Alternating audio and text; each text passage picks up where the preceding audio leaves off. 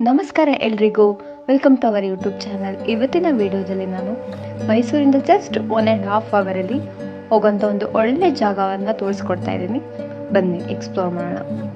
ಈ ಜಾಗ ಭೂ ಕೈಲಾಸ ಅಂತಲೇ ಪ್ರಸಿದ್ಧಿ.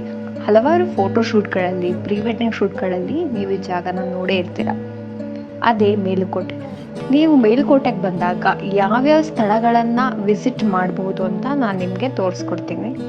ಇಲ್ಲಿ ನಮಗೆ ಮೊದಲು ಸಿಗೋದೇ ಶ್ರೀ ಚೆಲುವನಾರಾಯಣ ಸ್ವಾಮಿ ದೇವಸ್ಥಾನ. ಈ ದೇವಸ್ಥಾನದ ವಿಶೇಷತೆ ಏನಪ್ಪಾ ಅಂದ್ರೆ, ರಾಮಾನುಜಾಚಾರ್ಯರು ತಮಿಳುನಾಡಿನಿಂದ ಮೇಲುಕೋಟೆಗೆ ಬಂದು ಹಲವಾರು ವರ್ಷಗಳ ಕಾಲ ಇರ್ತಾರೆ. ಆಗ ರಾಮಾನುಜಾಚಾರ್ಯರು ಇದನ್ನ ಮರು ಪ್ರತಿಷ್ಠಾಪನೆ ಮಾಡಿದ್ರು ಅಂತ ಹೇಳಲಾಗತ್ತೆ. ಮತ್ತೆ ರಾಮಾನುಜಾಚಾರ್ಯರು ಈ ದೇವಸ್ಥಾನಕ್ಕೆ ತಮ್ಮ ಪಾದವನ್ನ ಊರಿ ಬರಬಾರ್ದು ಅಂತ ತಮ್ಮ ಮಂಡಿಗಾಲಿನಲ್ಲಿ ಬಂದಿರ್ತಾರಂತೆ. ಅದಕ್ಕೆ ಈ ದೇವಸ್ಥಾನಕ್ಕೆ ತುಂಬಾನೇ ಶಕ್ತಿ ಇದೆ. ಮತ್ತೆ ನೀವು ಇಲ್ಲಿನ ಕೆತ್ತನೆಗಳನ್ನ ನೋಡ್ಬೋದು. ತುಂಬಾ ಸುಂದರವಾಗಿ ಕೆತ್ತನೆಗಳನ್ನ ಮಾಡಿದ್ದಾರೆ.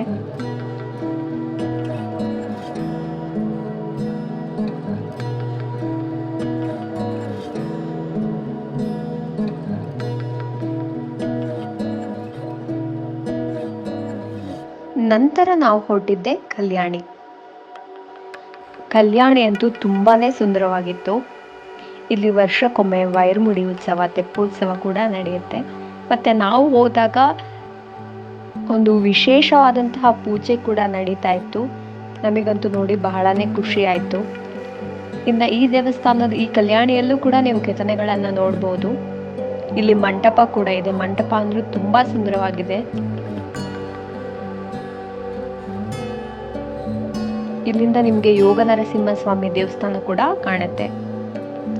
ನೀವೇನಾದ್ರೂ ಫೋಟೋಜೆನಿಕ್ ಆಗಿದೆ, ಫೋಟೋಸ್ ತಗೊಳ್ಳೋಕೆ ಇದೊಂದು ಪರ್ಫೆಕ್ಟ್ ಜಾಗ ಅಂತಾನೆ ಹೇಳ್ಬೋದು. ಮತ್ತೆ ಇತ್ತೀಚೆಗೆ ಇಲ್ಲಿ ಅನ್ನಪ್ರಸಾದ ಭವನ ಕೂಡ ಶುರುವಾಗಿದೆ.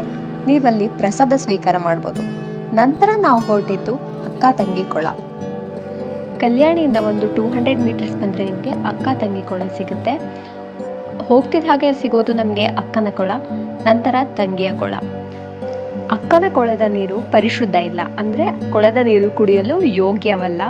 ಆದರೆ ತಂಗಿಯ ಕೊಳದಲ್ಲಿ ಪರಿಶುದ್ಧ ನೀರನ್ನು ನಾವು ನೋಡ್ಬೋದು.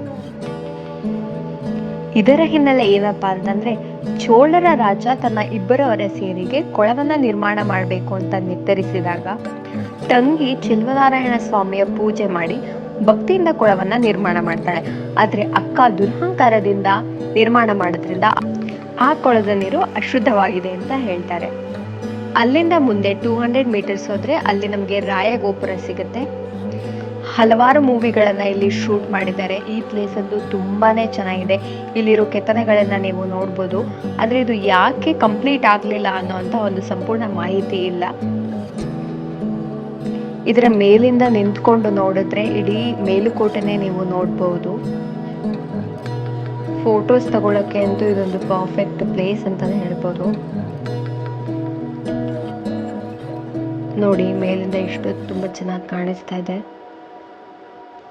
ಇಲ್ಲಿಂದ ಒಂದು 2 ಕಿಲೋಮೀಟರ್ಸ್ ಹೋದ್ರೆ ನಮಗೆ ಸಿಗೋದೆ ಧನುಷ್ಕೋಟಿ. ಮತ್ತೆ ಇಲ್ಲಿನ ವಿಶೇಷತೆ ಏನಪ್ಪಾ ಅಂತಂದ್ರೆ, ಶ್ರೀರಾಮ, ಸೀತಾಮಾತೆ ಮತ್ತು ಲಕ್ಷ್ಮಣರು ತಮ್ಮ ವನವಾಸದ ಅವಧಿಯಲ್ಲಿ ಇಲ್ಲಿ ಬಂದು ಇರ್ತಾರಂತೆ. ಆಗ ತಮಗೆ ನೀರು ಸಿಗದಿದ್ದಾಗ ಶ್ರೀರಾಮ ತಮ್ಮ ಬಾಣದಿಂದ ನೀರನ್ನ ತೆಗೆದ್ರು ಎಂಬ ಪ್ರತೀತಿ ಇದೆ. ನಂತರ ನಾವು ಬಂದಿದ್ದೆ ಮೇನ್ ಟೆಂಪಲ್, ಯೋಗ ನರಸಿಂಹ ಸ್ವಾಮಿ ದೇವಾಲಯ. ಈ ದೇವಸ್ಥಾನಕ್ಕೆ 365 ಮೆಟ್ಟಿಲುಗಳನ್ನು ಏರಿ ನಾವು ದೇವಸ್ಥಾನಕ್ಕೆ ಹೋಗಬೇಕಾಗುತ್ತೆ. ಆದರೆ ಅರ್ಧದವರೆಗೆ ನಾವು ವೆಹಿಕಲ್ನಲ್ಲಿ ಹೋಗ್ಬೋದು.